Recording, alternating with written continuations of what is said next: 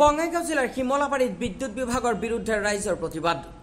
বঙাইগাঁও জিলাৰ বিজনী বিদ্যুৎ সংমণ্ডলৰ অন্তৰ্গত শিমলাবাৰীত বিদ্যুৎ বিভাগৰ বিৰুদ্ধে ৰাইজে প্ৰতিবাদ সাব্যস্ত কৰে। পুৰণিকলীয়া তাৰেৰে বিদ্যুৎ সংযোগ কৰাত প্ৰতিদিনে দুৰ্ঘটনা সংঘটিত হৈ আহিছে। সঘনাই বিদ্যুৎ পৰিবাহী তাঁৰ ছিগি বহুতো পশুধন মৃত্যুমুখত পৰিছে আৰু বহুতো মানুহ ঘূৰ্ণীয়াও হৈছে। বিদ্যুৎ বিভাগৰ এই কাণ্ডজ্ঞানহীন কাম কাজৰ বিৰুদ্ধে ৰাইজ জাঙুৰ খাই উঠিছে। এজাক বৰষুণ আহিলেই ৩-৪ দিনলৈকে বিদ্যুৎ নাথাকে, যাৰ ফলত ছাত্ৰ ছাত্ৰীসকল নৰক যন্ত্ৰণা ভুগিবলগীয়া হৈছে। ডিজিটেল মিটাৰ লগাই সাধাৰণ মানুহৰ মূৰত মাধমাৰ সুধাই উচ্চ হাৰত বিল আদায় কৰি আছে, কিন্তু নাই উন্নত মানৰ সা সুবিধা। যোৱাকালি সোণাইকোলাত বিদ্যুৎ পৰিবাহী তাঁৰ ছিগি এজন ব্যক্তিৰ মৃত্যু হয়। আনহাতে আজি 2 দিন ধৰি শিমলাবাৰীত নাই বিদ্যুৎ। বিদ্যুৎ বিভাগৰ বিৰুদ্ধে কৰা প্ৰতিবাদস্থলীত শতাধিক প্ৰতিবাদকাৰীয়ে বিদ্যুৎ বিভাগ মুৰ্দাবাদ, বিদ্যুৎ মন্ত্ৰী মুৰ্দাবাদ, বিজনী সংমণ্ডল মুৰ্দাবাদ আৰু অতি পুৰণি তাঁৰ সলনি কৰি কেবল তাঁৰ লগাই দিয়ক আদি শ্লোগানেৰে প্ৰতিবাদস্থলী উত্তাল কৰি তোলে। দাবী মানি নললে গণতান্ত্ৰিকভাৱে আন্দোলন কৰা হুংকাৰ দিয়ে প্ৰতিবাদকাৰীয়ে।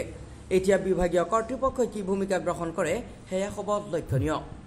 মানে আমাৰ সোণাইকোলা ইয়াৰ পৰা 2 কিলোমিটাৰ সোণাইকোলা তাতে আজি কালি তাৰ এটা ছিঙি মানুহ এজন মৰিছে। তাৰ পিছত সেইদিন গৰু এটা মৰিছে।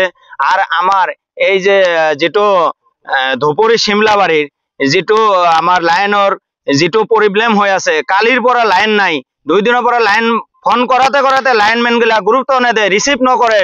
আজিকালি চাওক আমাৰ শিশাৰ তাৰ দি আজিকালি বহুত মানুহৰ ক্ষতি হৈ গেছে, ভাঙা চিঙা বহুত তাৰ দিছে।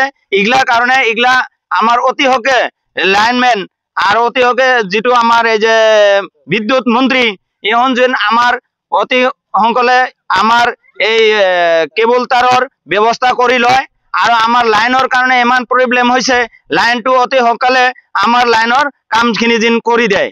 নহলে আমাৰ দাবি যদি মানি নেনে তাৰ পিছত ইয়াৰ চাই ভয়াবহ আন্দোলন কৰি তুলিম আমি।